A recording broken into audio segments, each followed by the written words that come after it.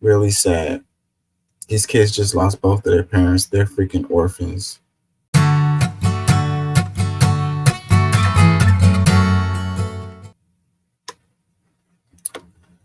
What a sad and disturbing story. Crazy dude. Florida 17-year-old stabs and kills mom 1 year after he killed his father. It says 17-year-old Colin Griffith brutally stabbed his mother to death in Florida, per NBC2. Griffin called 911 saying his mother, Catherine Griffin, was stabbed in the neck. Griffin said the wound came as a result of an altercation between himself and Catherine, occurring after she lunged at him with a knife and fell on top of it. By the time the police got to the scene of the crime, Catherine was already dead. When deputies asked Colin what had happened, Colin reportedly refused to cooperate. He instead demanded to speak to a lawyer. Investigators carefully analyzed the crime scene, discovering that what they uncovered didn't match what Colin told the 911 operator. So what? Did he get away with the murder of his dad? Is that the reason why he should have been already locked up? It says witnesses said they heard Colin and Catherine shouting at each other outside their home. Allegedly, they saw Colin grab his mother by her hair and pull her into the house as she pleaded for him to let go. A neighbor who lives across the street, Nancy K. Jones, spoke to WFLA about what she saw. He opens up the door and there's a few arguments. Don't know exactly what the words were because I was sitting on my front porch. Next thing I know, he grabs her and pulls her inside the house, she said to the outlet. He just grabbed her. Looked like he grabbed her by her hair.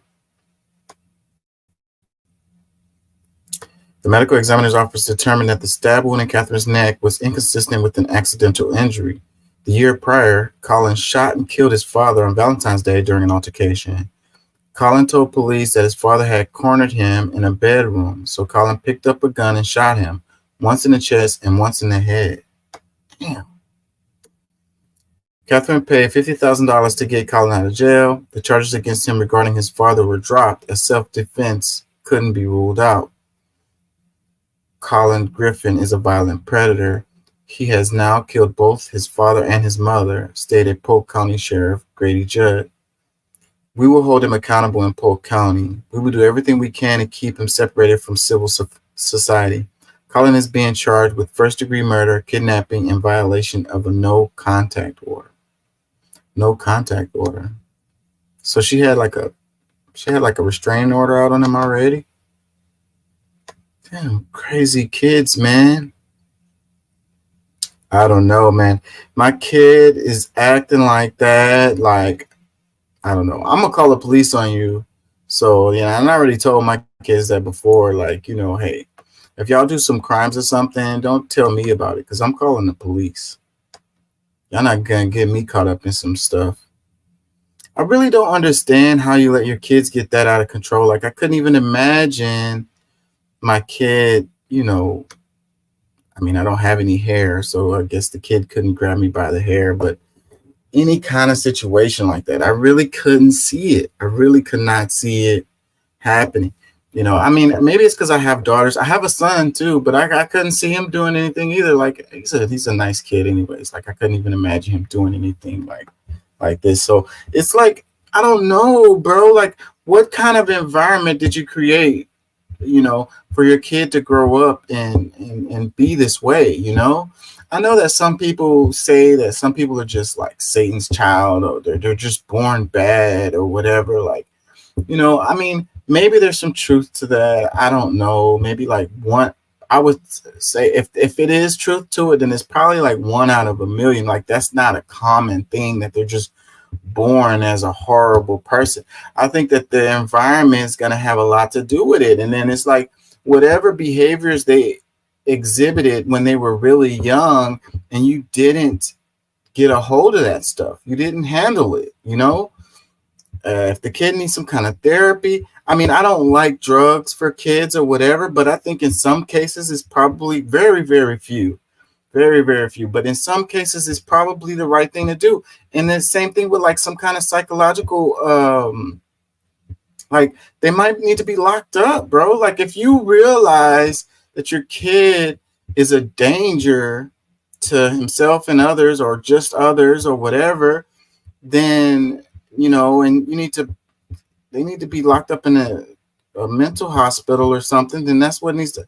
And I would say that those are very extreme circumstances, like last case scenario, like every other option has been exhausted, and that'd be the only way I'd say to go that route.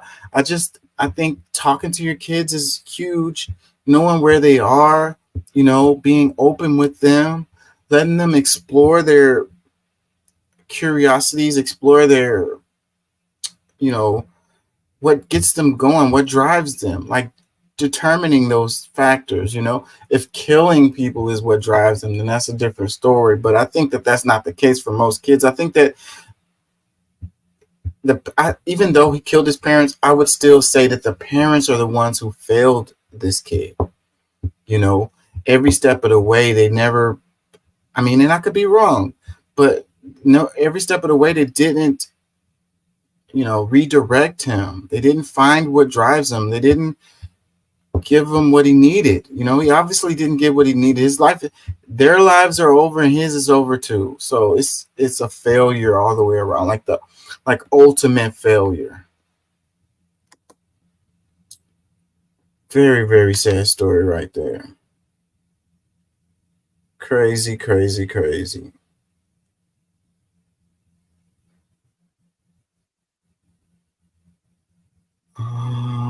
Let's do this one that's a little lighter.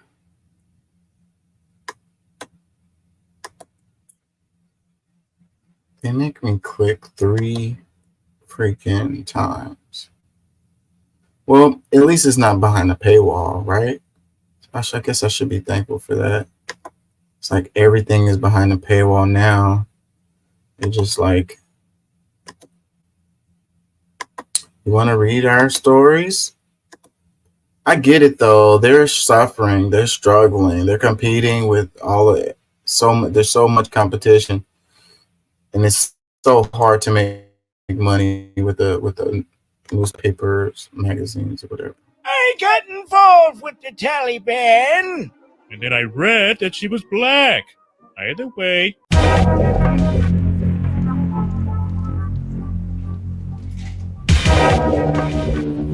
Okay with me. Execution after